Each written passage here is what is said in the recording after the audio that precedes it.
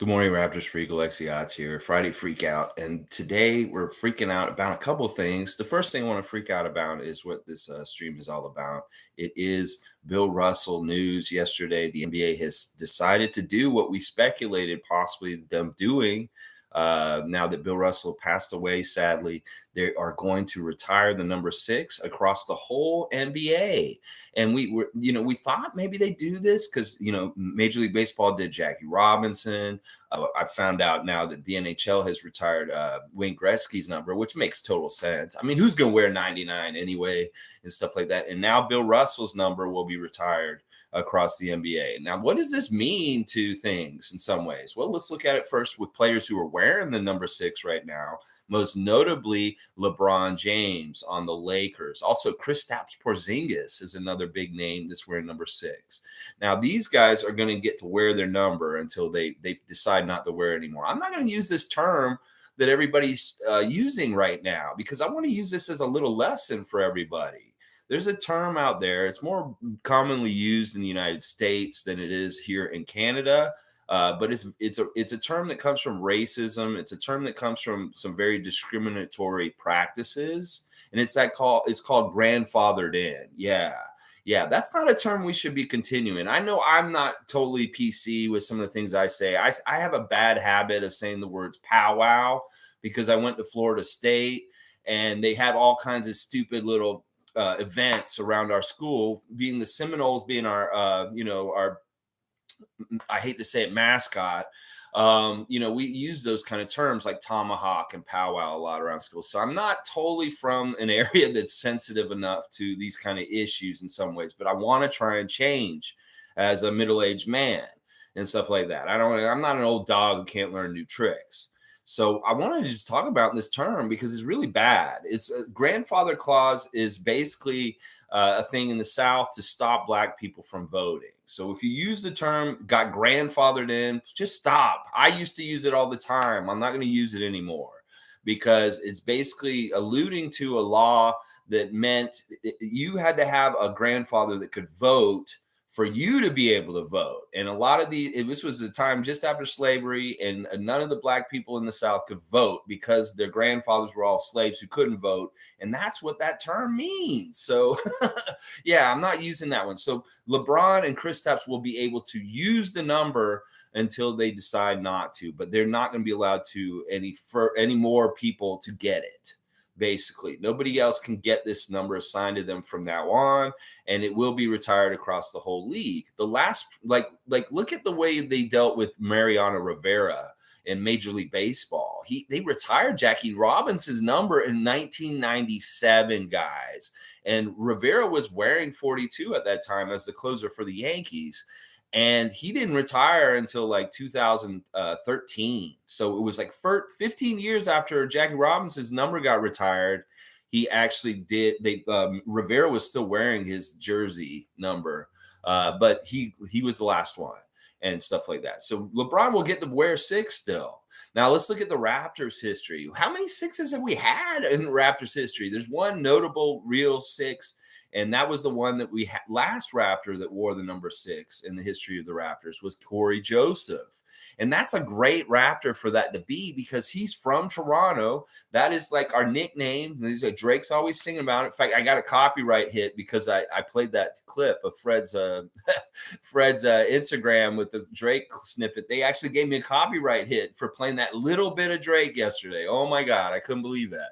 But anyway, yeah, the six in the six, Corey Joseph. And he was it's fitting, and I'm glad he's the last player on the Raptors in their history to wear number six on the team. So that's awesome. That's awesome. But nobody else will ever wear it. There were a couple other Raptors of note that kind of wore it. Like Jermaine O'Neal wore number six when he played for the Raptors. Luke Jackson, not really big names or anything like that. It's really those three guys are the biggest names for the Raptors.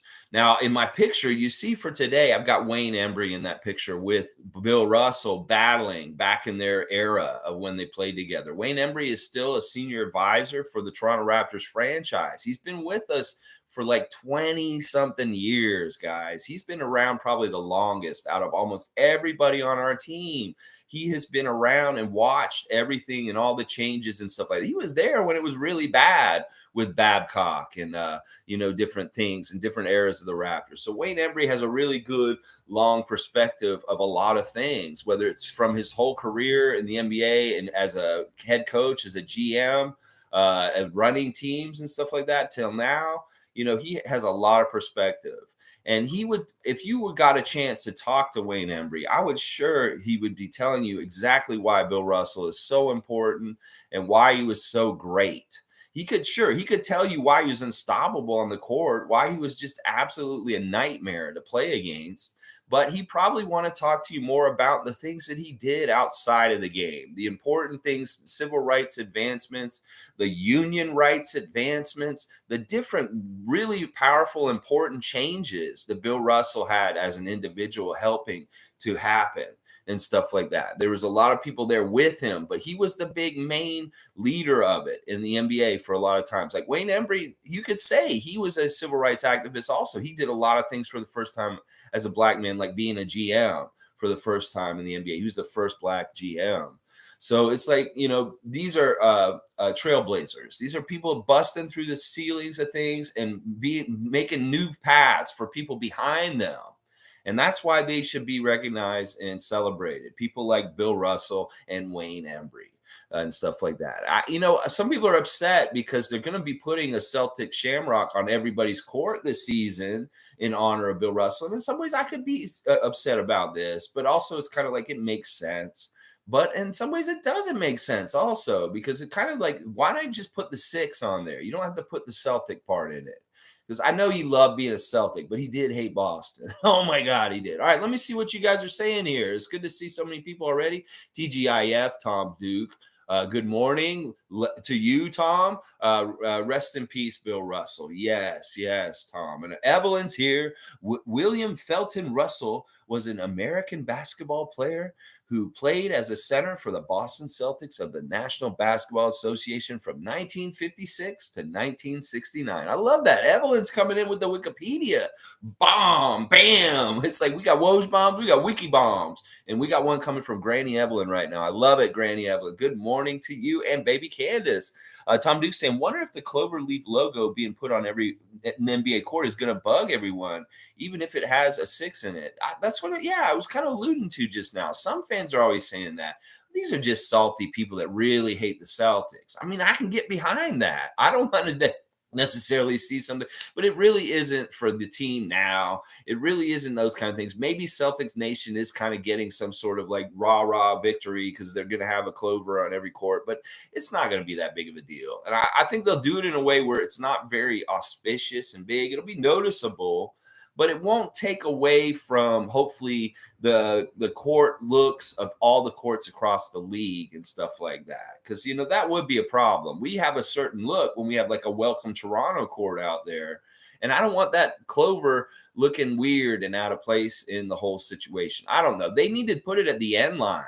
They don't need to put it on the court. It'd be better if they put it on the end line somewhere, is what I think. We'll have to see what happens. Good morning to Monique. Always good to see Monique. CC saying, I see people use the term all the time. Presently, I work contracts. Yeah, it's still very mainstream used term, but people don't really realize the origin of it and stuff like that. I don't know. In some ways, I'm like, I understand becoming more politically correct and doing these kind of things, but this is also a great opportunity to teach about the history and bad things about things like these terms and stuff like that. Like, oh, use the term, but well, wait, did you know that this is the reason why? And then boom, all of a sudden you're doing kind of the opposite work of the people that are fighting against critical race theory. Because this is partly within critical race theory, what we're talking about with the term that we're talking about today. But that's interesting. CC sees it all the time in everyday life, working with contracts at this point. I wonder what we could do to change that term. What would be an alternate term that would be different, but would convey the same kind of thing, the same meaning, but not with that background behind it. You know what I'm saying?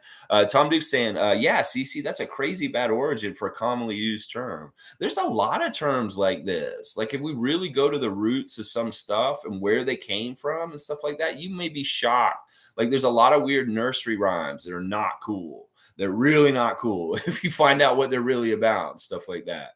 So yeah, I don't know. It's a weird thing. It's kind of like you want to preserve history and understand the racism or the bad things about it so that you can teach it that way.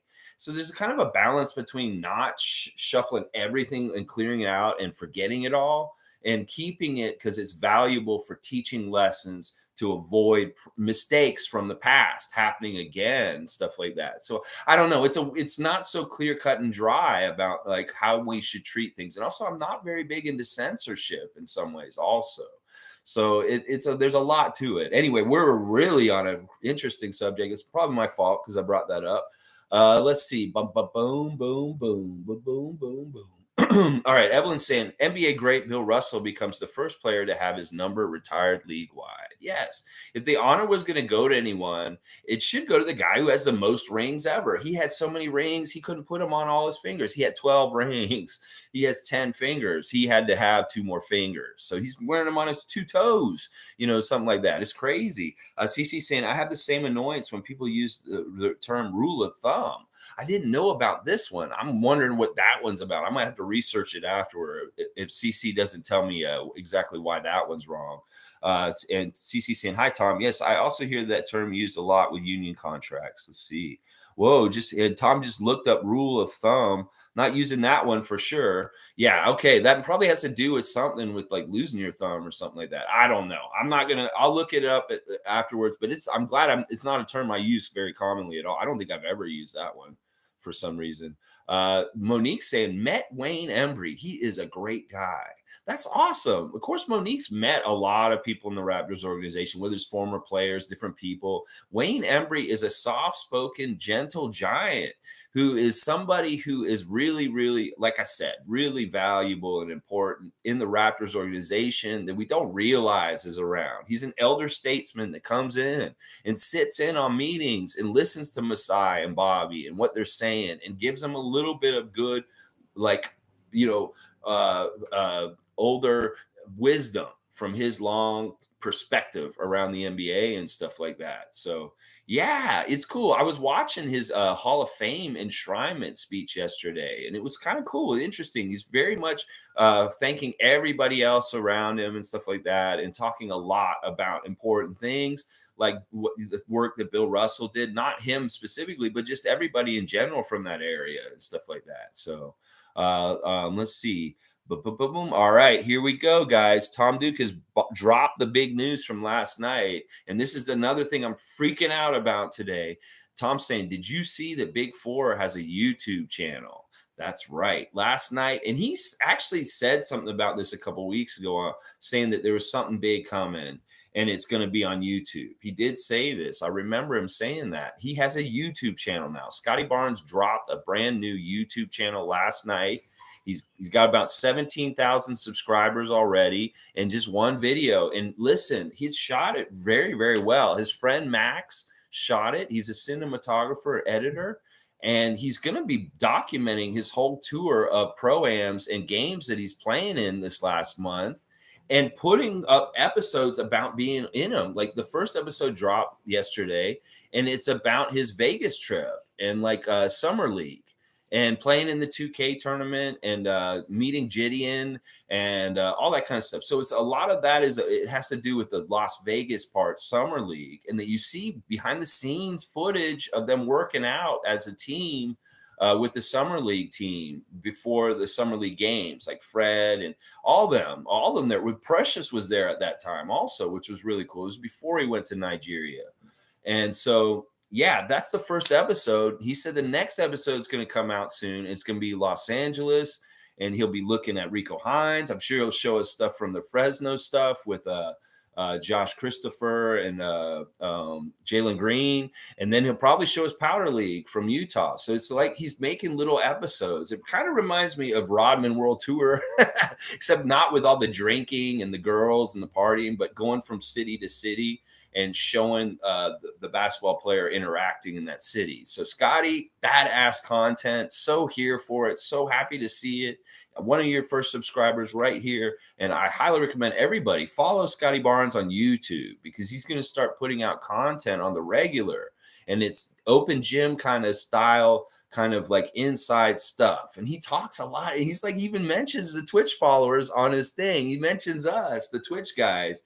He says, yeah, my Twitch followers know how I do it on 2K. I love that he said that in the middle of the episode. It's so cool and awesome and stuff like that. So yeah, really, really excited about this channel and the content that's going to be coming out on Scotty Barnes's YouTube channel. So y'all check it out right away. Cece saying hi, Tom. I think of how many people you hear in radio and TV say that. Listen, we're in a weird age. Like we're really living in a conscious age of selfishness and ugliness in a lot of ways. There's a lot more awakening, a mass awakening among people where we have to understand and learn more about where we've been so wrong. Like we can look at old media from the 1950s and stuff and see how racist some of it is, and like some of the sayings and everything like that. We shed more and more of that away as we realize it and stuff like that. But that kind of stuff was way more prevalent and throughout society in different ways, whether it's blackface on TV or any kind of like really just blatant racist names and different things and stuff like that. So we're getting better over time, but there is still real problems with different things that people don't understand the origins of certain sayings and stuff like that.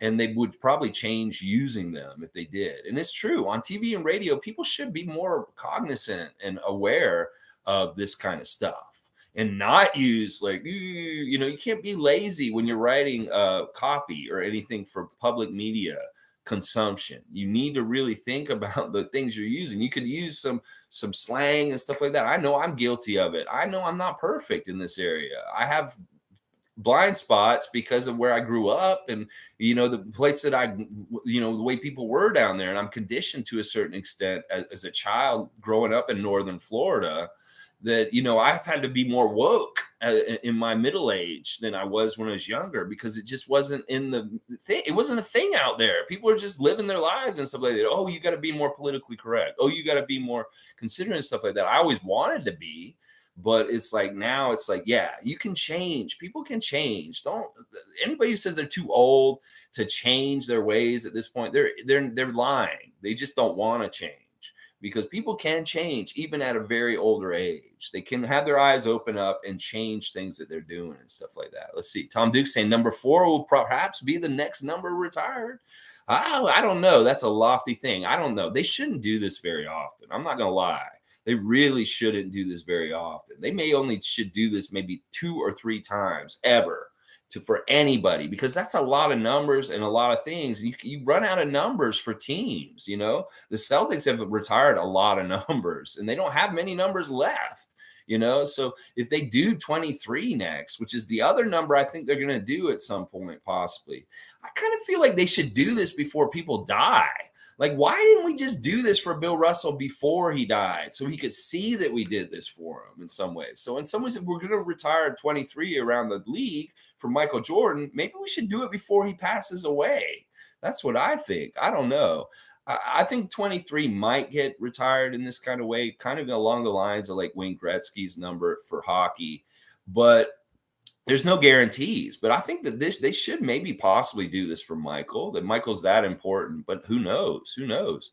Let's see. Boom, boom, boom. All right. Monique's saying Scotty Barnes coming out with a video series on life. Yeah, this is going to be a great series. This YouTube channel is going to be awesome. I can already tell. His friend Max is very gifted cinematographer. And they're documenting everything. He's been following around Scotty and filming him in different places and stuff. So this is really, really good. We're gonna get even more footage on the inside. And I love how he's talking over the footage like he would on his Discord when he's watching when he reacts to videos. It's the same kind of style. He's like watching himself play at Summer League in the practices and stuff like that. It's great. It is great. Alistair saying James can't wear number 6. Boston, they took a shit on Russell's bed after he won all them rings. Shaking my head. It was on Winning Time show. Yeah. Yeah, they did a lot of bad things to him. Like, yeah, that's bad. James is actually going to be allowed to wear number 6 for the rest of his career. They once again, we're not going to use this term. They're going to be allowed to use it still. That's the ruling. The ruling is everybody who's wearing 6 right now can continue to wear 6 going forward, but they will not issue it to anyone new after this point. And that's the way they handled it with Jackie Robinson in baseball. They let the players who were already wearing 42 continue to wear 42, like Mariano Rivera. And he wore 42 15 years later after the number was taken away from the whole league. So James can wear 6. Yeah, he can wear 6, though.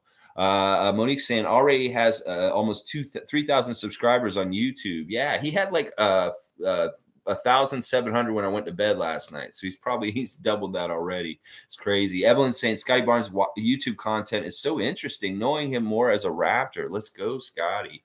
Yeah, it's really fun, really cool. He is all about all access and connecting with the fans. If he's going to still do a meet and greet like I am before the season, I want to hear the details and where it's going to happen and all that kind of stuff. Because he did say that he wants to do a meet and greet with fans in Toronto at some location around town. And he was kind of feeling it out. Maybe dead in the water, maybe something that's not going to happen now, but it could be that it still pops up and happens in the next month or so. I'm not sure if he's in Toronto right now or not. His whereabouts aren't exactly clear at this moment, but that's fine. We don't need to know where Scotty is all the time. He can go on OG mode a little bit here and there. The other cool thing that happened yesterday that we're all freaking about is more Rico Hines highlights. Once again, he dropped like 2 or 3 more footage, and there's even more crazy stuff on there. Oh my gosh, it's so cool, the things I'm seeing there in different ways and stuff like that. Like I'm really impressed with all of our Raptors. The way that they've been doing stuff at Rico Hines and the things that have happened there has just been really, really cool and awesome to see. I noticed Terrence Davis is in the highlights in this latest batch. A lot of Terrence Davis in there. So it really is a lot of former Raptors with current Raptors mixing it up in there. Patrick McCaw and Terrence Davis in the Rico Hines runs with the Raptors. And they do the Raptors versus Raptors runs, bam, right at each other. There's one point where Coloco blocks Boucher really bad. And I'm like, holy crap.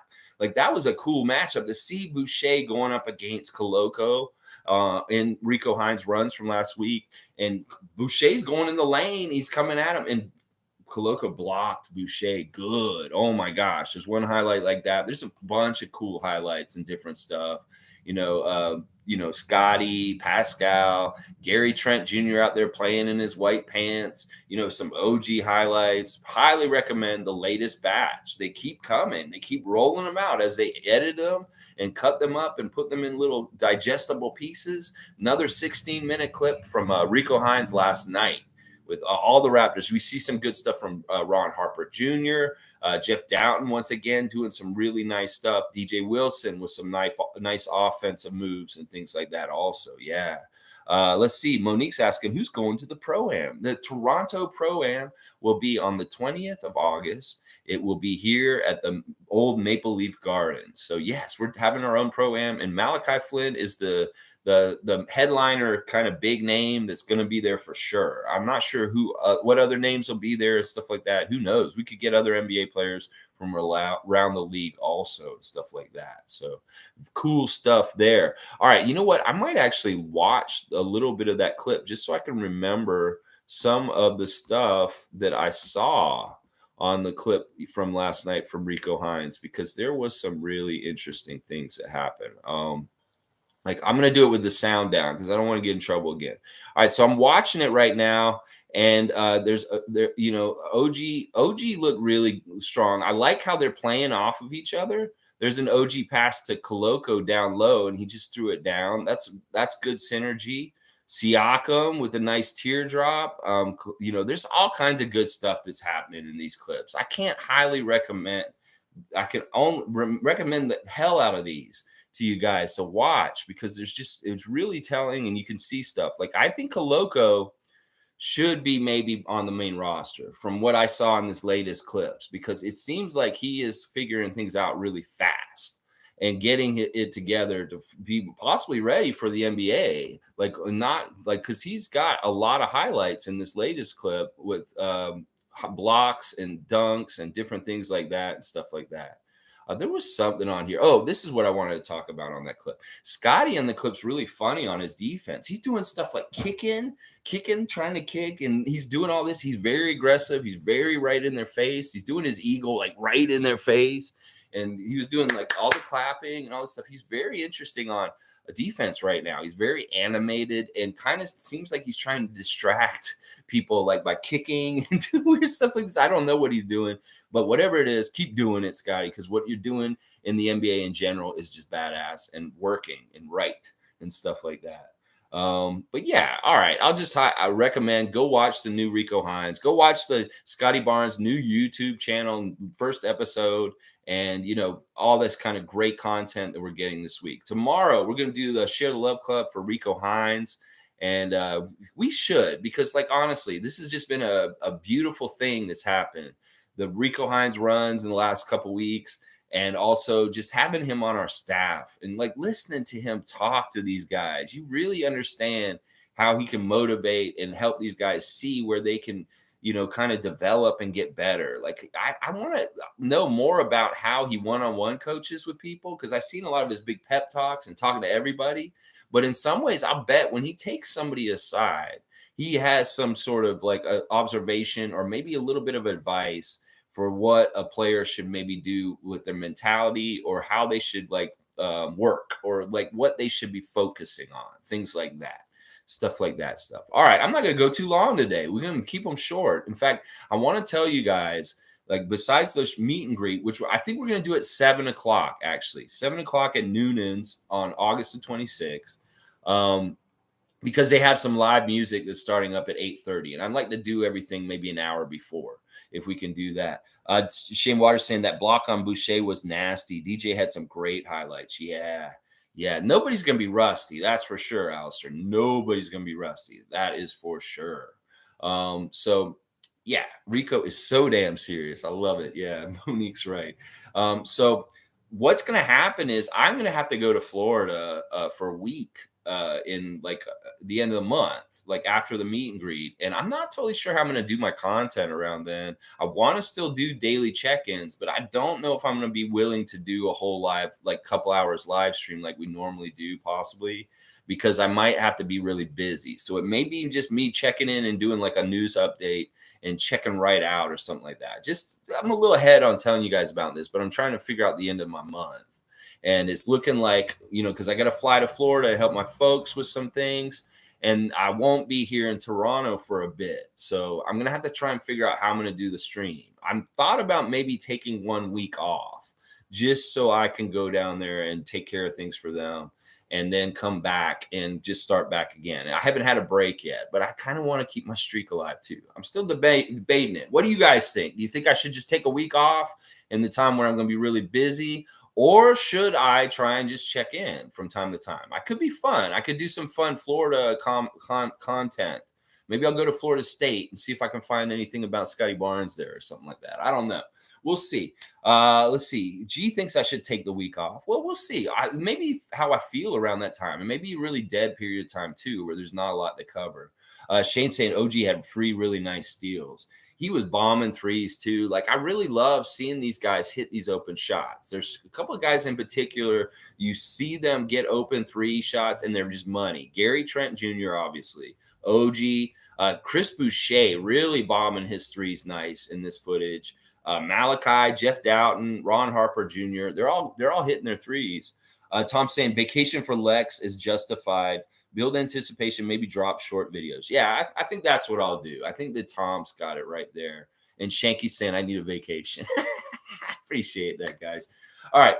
It's just a half hour. It's nothing too long today. It's Friday. It's TGIF. Get out there and have a great day. Enjoy the nice weather we've been having this week. This has been the kind of week where you get like a really nice sunny day where you get that warm sun, but you also get that cool breeze on you also. That's just like perfect weather in some ways. I mean, it may be a little cooler than people would like in Canada right now, but I feel like this is badass weather. When you got that breeze and the sunshine at the same time, so good. All right, y'all. Honoring Bill Russell. This is a great thing that's happening. I know Dr. J is not exactly happy about it just because he was a number 6 himself also and stuff like that. I looked at it. There's like 12 Hall of Famers that wore number 6. And, it is what it is. I think this is important that Russell is the greatest, winningest person in the NBA ever. And, he is important for outside the game also. So this is really, really good what they're doing. All right, guys, have a freaking awesome day. Tom Duke is saying, and perfect basketball weather. Isaac Campbell's going to be getting out there and putting that through the net. Oh, yeah. All right. Thank you. Please subscribe if you enjoy my content and my channel. And have a great Friday. I'll see you guys tomorrow. Rico Hines, share the love club. Tomorrow, we got to share the love for Rico Hines and just amazing content we've gotten to keep the little crumbs of content to keep us happy as basketball fans in the middle of the summer. Oh, yeah. All right. Let's go, Raptors.